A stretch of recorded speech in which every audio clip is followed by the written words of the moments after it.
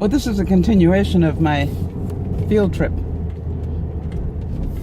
I just wanted to let you know that if you've enjoyed this little series, I will do more field trips like this for you, so that I can show you different parts of Vancouver and surrounding areas. One of the reasons I personally love Vancouver is it has a really great climate. Not too hot, not too cold. You know, if we see an inch of snow, we panic. Well, in Vancouver area, obviously farther north in Canada, you know, slightly different. There is a reason why you know about the igloos. But I really think that it's a fun way for me to do some drive time, which, you know, as we discussed before, I love to do, and talk to you while I drive, but also for you to get an idea of where I live. So this is probably about an hour away from where I live, and I really can feel that there are a lot of areas that I need to go visit. Now, I've left it until late in the year, but that's okay. As I said, for example, the conservatory I can see when it's cold because it's undercover. So in the winter months, then I will probably go to the more covered area. I thought I'd give you some feedback. You know, it's impossible for me to walk past a movie set, which is what was going on there, without talking to some people. Now, I didn't film them because there's intellectual property, and I don't know who actually is a star that I don't know, and so forth. So what I did was I just really did talk to some of the support people. And definitely, I hear that there are a number of things that are quite delightfully surprising that I thought you'd be interested in. I spoke to 3 different production people. Chloe, as you know, and then there were 2 gentlemen that I spoke to towards the end there. And one of the things that they all agree on is that you stand around a lot.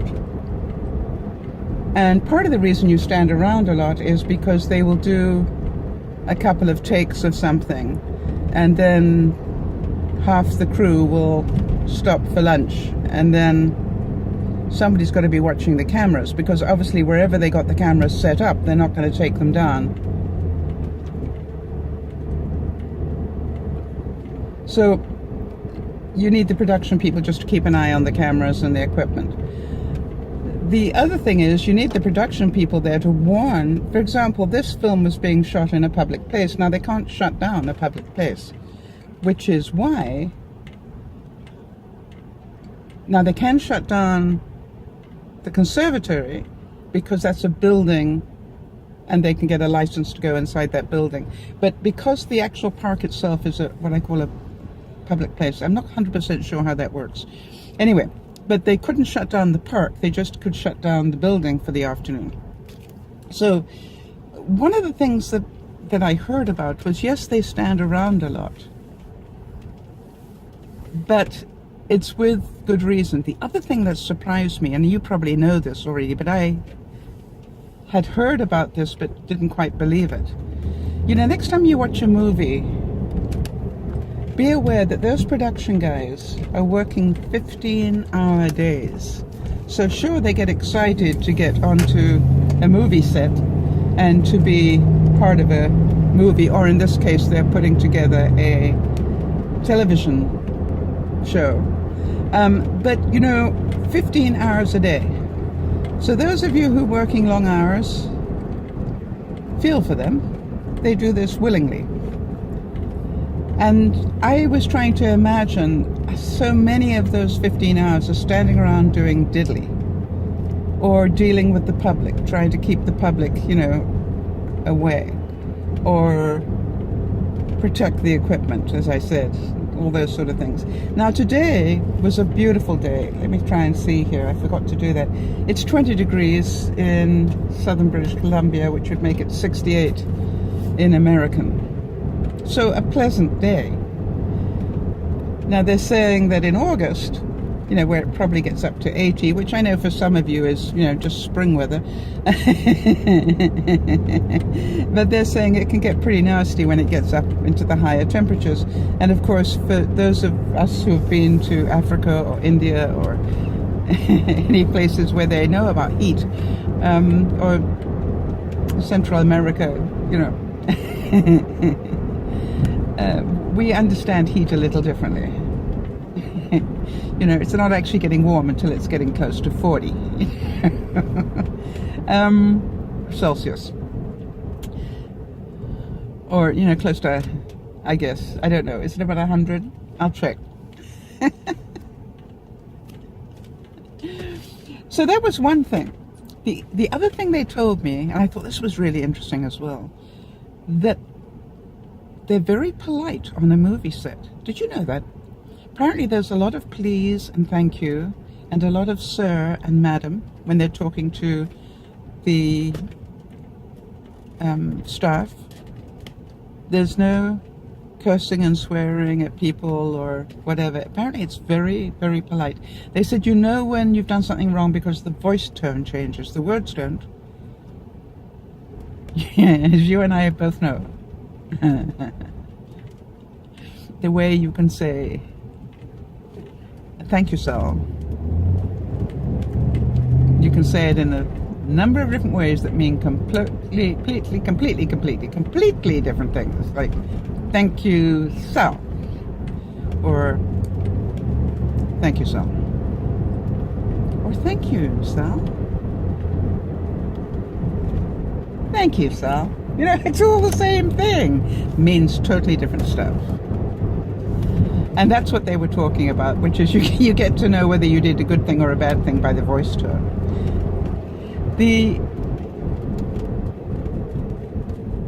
other thing I asked about, because I thought you guys would be interested in this, what about the food? And by the way, they had some really interesting food trucks. Not such an average food truck. They had some pretty interesting looking food trucks there. So I said to them, you know, you've got to be here 15 hours a day. What are your choices? You know, burgers and hot dogs? And they said, oh no.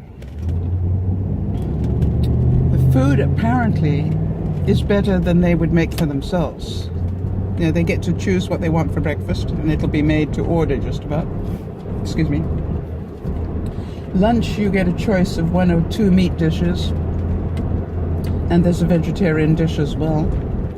I asked what happens if you've got allergies. No, they would cater to that all the time that you were on production. And the guy that I was talking to, which was the third guy, he said to me that, you know, he quite looks forward to being on a set because the food's always so good. He said most of the restaurants we go to wouldn't serve food as good as the food that they get. So that surprised me as well. What about you? Interesting, huh?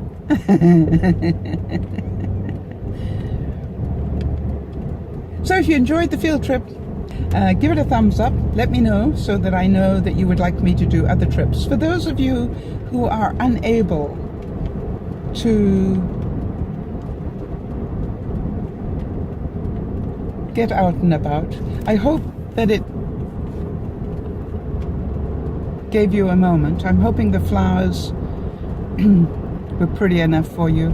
I'm thinking about a number of you, and you know who you are, and you know that I make these videos basically for you.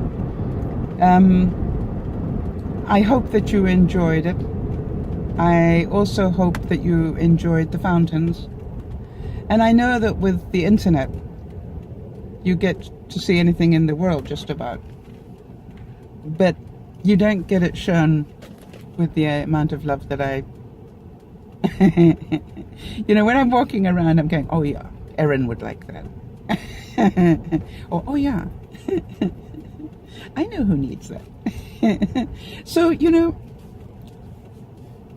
thank you for making it exciting for me. Now, there's a fourth part. Oops. I haven't looked to see yet, and I'll do it the next time I get to a traffic light, but I'm not sure how many steps I did today. But obviously it is only 1 o'clock and I'm only halfway through my day. But it was good exercise for me. Got me out and about. Now, how many of you, and by the way, if any of you relate to this, please let's talk about it in the comments. How many of you know the difficulty this morning was actually getting out of the door?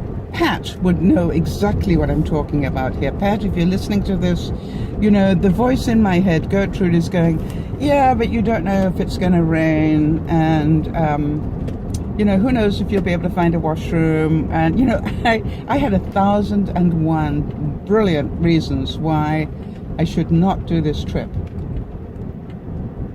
And then I reminded myself, because it's important, that I only do one trip. And I only do trips very occasionally.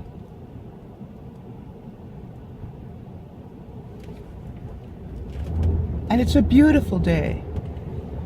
And why wouldn't I? And so this is a challenge to all of you with your excuses today.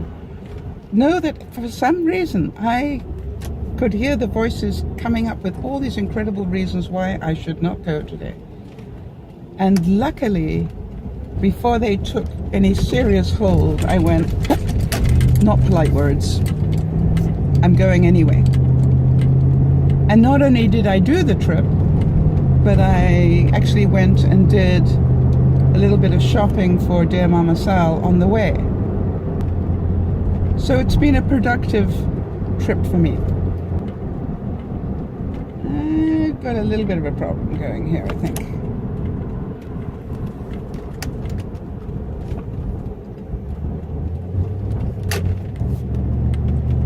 Scenic route.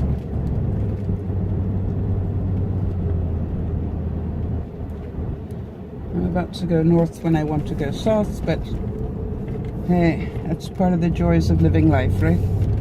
Sometimes we go in the wrong direction for reasons we don't understand.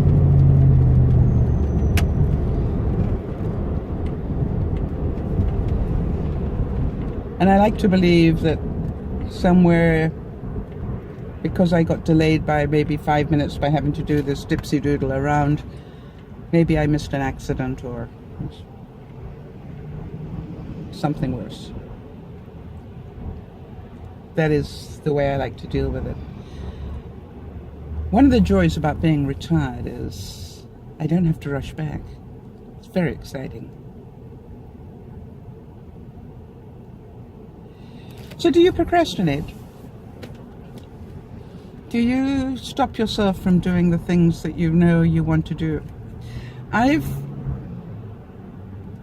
really, after a week of not doing anything really because of the trouble with my ear, I had to really get a list of all the things I want to get done, because I've got quite a few things I want to get done by Monday. They have to do with presents for people. I'm going to a surprise birthday party, for example, and I have some mugs that I want to get off to people, and so it required that I do some shopping and some organization.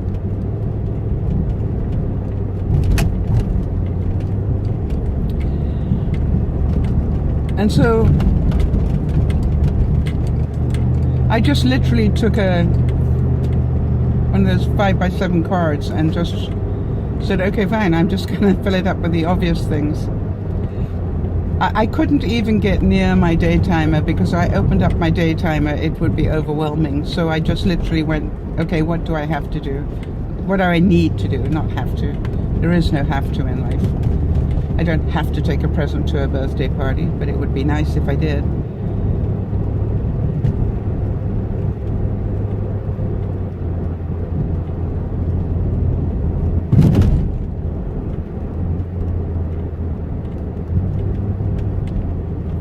So I'm very proud of myself.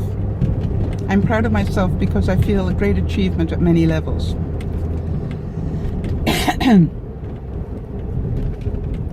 I got to do some drive time. Hey, I do enjoy this.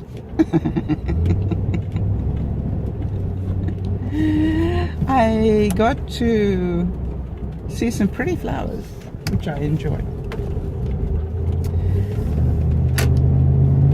I got to talk to some interesting people, which you know I love.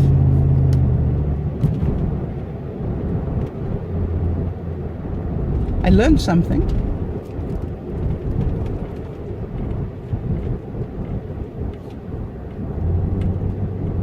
And hopefully we'll have enough footage to keep you guys going for quite a few days.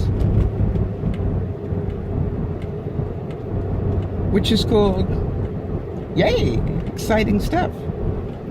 So what I want to say about procrastination is I am an expert at it. But you know, I do need to tell you that I am so glad I overcame my procrastination today. Because I got to exercise, I got to laugh, I got to enjoy creativity, I got to do something good for the world, hopefully. Multitasking at its best. So challenge yourself today. Just on one thing. Don't accept the excuse and say, I hear you, voice in my head, but I'm going to go do it anyway. This is DearMamaSal saying, thank you for listening. Thank you for being out there. We're talking about love, life, and other problems because we're all dealing with the same stuff. Some of us deal with it differently. Hugs, everybody, and bye-bye for now.